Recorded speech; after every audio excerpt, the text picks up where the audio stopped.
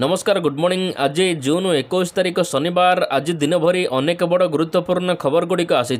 प्रधानमंत्री मोदी ओडिशा पई अनेक नुआ घोषणा करिसेंती। यह सहित आवास योजना टंका मध्य मिलिला। अन्यपटे सुभद्रा किस्ती मध्य केबे मिलिबा आसिला बड़ सूचना। यह सहित आसुची बन्या स्कूल छात्र छात्री मानक पई गुरुत्वपूर्ण सूचना।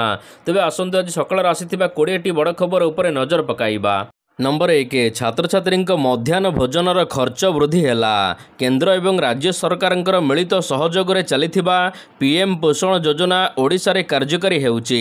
तबे एही योजना अधीन रे प्राथमिक एवं उच्च प्राथमिक विद्यालयर छात्र छात्री मानक पई रंधन सामग्री खर्च वृद्धि करा जायछि।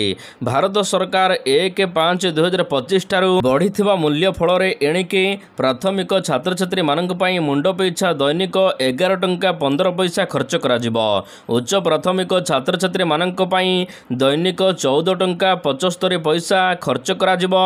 तेबे एही वर्धित राशि 1/5/2025 ठारू कार्यकारी हेबो। छात्र छात्री माने एणिके भल पुष्टिकर खाद्य खाइबे। नंबर 2 स्कूल पिला पालिबे सुरक्षा सप्ताह। राज्यर समस्त विद्यालय रे पालन करा जिवो। स्कूल सुरक्षा सप्ताह आज ठारू यह आरंभ हेउची। जुलाई 15 पर्यंत चलिबो। एथिरे सफाई कार्यक्रम ठारू आरंभ करी सचेतन करा जिवो। स्कूल रे शौचालय क्लासरूम कबाट आदि मरामती करा जिवो। स्कूल विपर्यय परिचालना योजना मध्य प्रस्तुत करा जिवो। समस्त स्कूल रे लागिबो जरूरीकालीन बेल।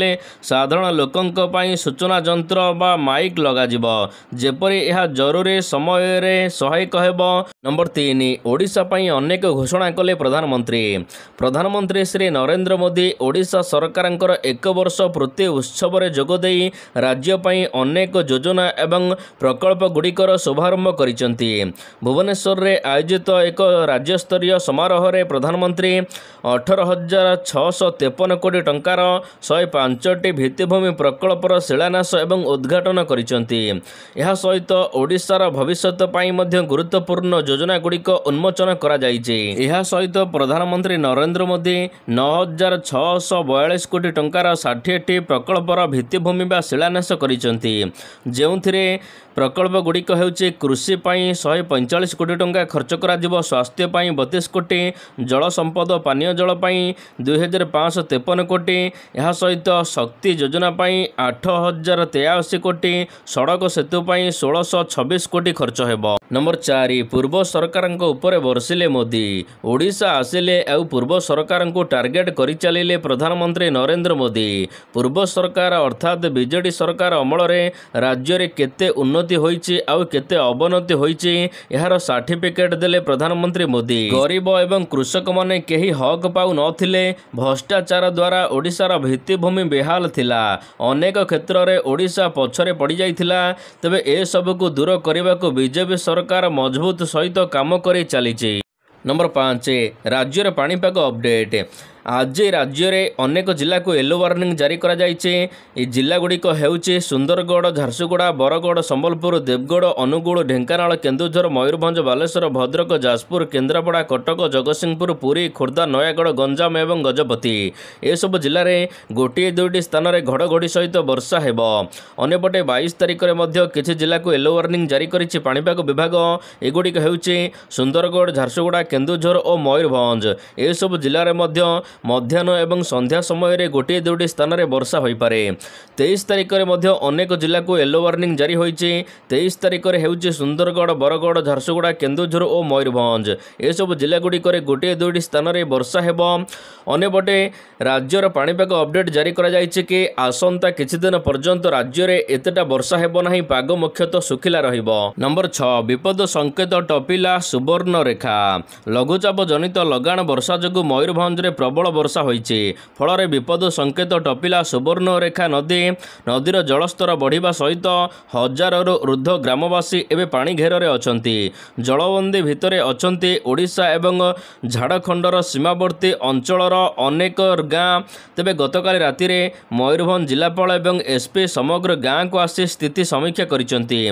बन्या मुकाबिला पाई मध्य एनडीआरएफ एवं ओड्राफ यह सहित अग्निशम बाहिनी मुतयन अछंती। नंबर 7 बालेश्वर रे छुट्टी बातिल घनौची बन्या आशंका सरकारी कर्मचारी छुट्टी बातिल है सुवर्णरेखा नदी में बढ़ुची जलस्तर चिंतार प्रशासन तेणु बालेश्वर समस्त सरकारी कर्मचारी छुट्टी बातिल करने को निष्पत्ति नि जेहेतु किछि दिन हेब राज्य में लघुचाप जनित वर्षा हेउथिला एथिपाई एबे सुवर्णरेखा नदी जलस्तर वृद्धि पाई तेबे यह सहित लागुडीह ब्यारेज पानी छड़ा जाइछि।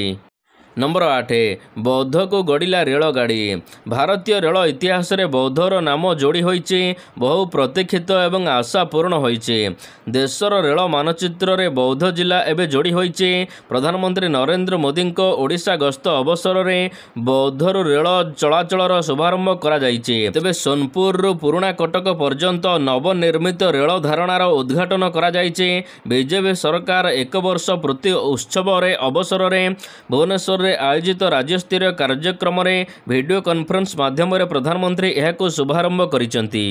नंबर 9 सुभद्रा योजनार टंका केबे मिलिबो जानतु राज्य सरकारंकर सुभद्रा योजना रे 2टी किस्ती टंका हिताधिकारी मानकर खाता को आसीचे 2टी किस्ती रे मोट 10,000 टंका पाइचंती 1 कोटी रु अधिक हिताधिकारी तेबे समस्त योग्य हिताधिकारी माने पुणी थरे तृतीय किस्ती टंका पाइबा को अपेक्षा करिथिबा बेले आसंता राखी पूर्णिमा रे मिलिबो सुभद्रा योजनार तृतीय किस्ती टंका जे माने 21 वर्ष होइथिबे से माने भी करि परिबे आवेदन किंतु एबे सुभद्रा पोर्टाल खोलिबारे समस्या हेउथिबारु अनेक अभियोग आसुचे गत मार्च 31 तारिख मध्यरे आवेदन शेष होइचे जे युवती मानकु 21 वर्ष होइथिबा बेले सेमाने आवेदन करिसंते सेमाने एकाथरे 3टी किस्ती अर्थात 15,000 टंका पाइबे राखी पूर्णिमा रे।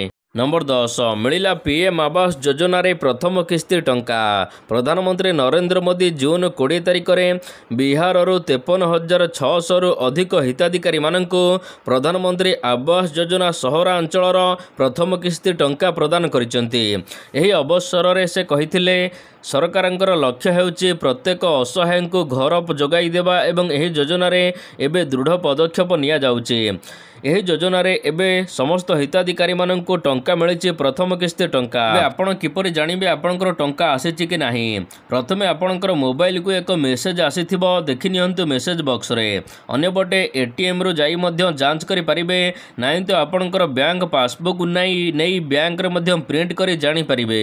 नंबर 11 राज्य में कमुची डायरिया राज्य में नियंत्रण को आसुची डायरिया जाजपुर जिले में एबे 82 रोगी चिकित्साधीन अवस्था थिबा बेले केन्दुझर में 34 रोगी चिकित्साधीन अछंती अन्य प्रभावित जिलागुड़िकर रोगी संख्या कमुची बोली स्वास्थ्य विभाग पक्षर सूचना दिया जाइछि।